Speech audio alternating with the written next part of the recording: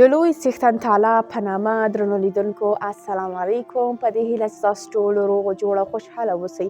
زموږ د نن ورځې د تجوید درس ته بیا هم ښه راغلاست.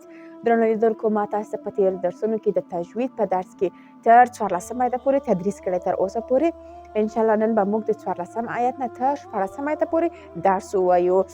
نو مخکې له دې چې زه د تجوید درس تاسو ته پیل کړم غواړم تاسو ته یو څو خبرې د قرآن په اړه وکړم. قرآن عظیم الشان موږ ټول پوهېږو چې د الله جل جلاله کتاب دی، نو باید په زده کولو کې کوښښ وکړو. څوک چې قرآن عظیم الشان تلاوت کوي هغه د دنیا بهترینه انسان ده، ځکه چې کوم څوک چې قرآن عظیم الشان تلاوت کوي هغه ډېر زیات اجرونه او ثوابونه لري. نو الله تعالی دې موږ ته هم ټول امت مسلمه ته توفیق ورکړي چې د قرآن عظیم الشان په زده کړه کې خپل تر حد او زیات پورې کوښښ وکړي. نو د قرآن عظیم الشان ما تاسو ته په دې خبرونه کې ویلي چې قرآن عظیم الشان یو ښه توپ دا ده، یو بهتروالی دا ده چې د قیامت په ورځ به زموږ شفاعت کوي. همدا قرآن به په خپله وایي چې زه دې لوستلی یم، دا زما لوستونکی ده، زه د شفاعت کوم. سبحان الله. نو الله تعالی دې د قیامت په ورځ د قرآن عظیم الشان او د محمد رسول الله صلی الله علیه وسلم شفاعت زموږ په نصیب کړي. اوس راځو خپل درس پیلوو چې د 14 آیت نه تر 14 آیته پورې زه تاسو ته تلاوت کوم.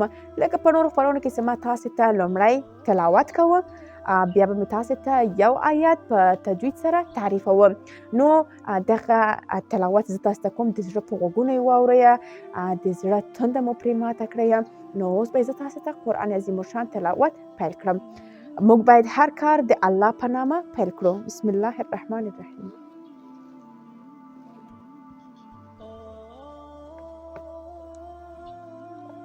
أعوذ بالله من الشيطان الرجيم. بسم الله الرحمن الرحيم.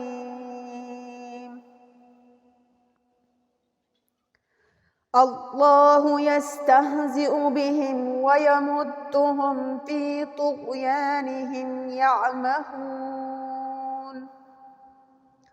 أولئك الذين اشتروا الضلالة بالهدى فما ربحت تجارتهم وما كانوا مهتدين. صدق الله العظيم. قدرمنو لیدونکو ما تاسو ته دا 2 آیته تلاوت کړل. اوس به انشاءالله تاسو ته یو آیت تعریف کړم. بسم الله الرحمن الرحیم. الله یستهزئ. الله د الله لفظ ډک یعنی تفخیم مده کیږي او مد مقصوره پکې هم راغلی. دیواله په اندازې قدر دی پورته کش کوو. ها د حلق له اول حصې څخه دا کیږي ځکه حلقي حروف ده. یستهزئ یس کې حمز کیږي. وګورئ سین ساکنه ده او د حمز حروف ده دلته حمز کیږي. خپل ادا کوئ د سین اواز پکې ووځي. یستهزئ ته کې دلته ها د حلق له اول حصې څخه حلقي حروف ده. زئ اسانه ویلل کیږي. بهم ها د حلق له اول حصې څخه. ويمدهم وګورئ دال دلته هم مشدد ده او دلته باید سخت ادا سي. میم پیش لري، دال شد لري. اوس میم له دال سره جنګ او میم دال پیش. مد ويمدهم سخته. ها د حلق له اول حصې څخه. فی طغیانهم فی دلته یا مده حروف ده ځکه چې د یای ساکن نه مخکې کسره راغلی، جنس راغلی ده، نو دلته دا کش کیږي، مده حروف ده. فی طغیانهم تو غین ډک ادا کیږي، تفخیم ادا کیږي.